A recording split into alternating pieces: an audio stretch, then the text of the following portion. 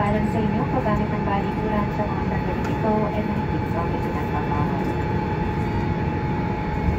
On behalf of your entire Cebu Pacific team, headed by our flight deck crew, Captain Salem, First Officer Concepcion, and First Officer Cam, together with your cabin crew, we thank you for making Cebu Pacific a part of your important moments. It was truly a pleasure having you all on board, and we do hope to fly you to more fun in the future.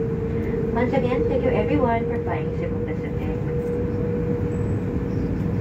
And once again, we ask that you keep your area clean and tidy, kindly clear seat pockets of any remaining litter.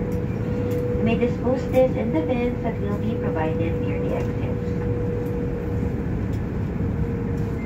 And for guests with infants, the infant's life vest shall be collected after disembarkation.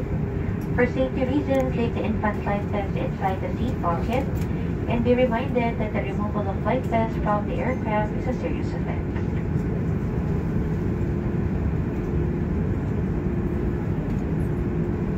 And please be advised that Davao is implementing an anti-smoking ordinance. It is unlawful for any person to smoke in public areas. Let us help keep Davao a smoke-free zone.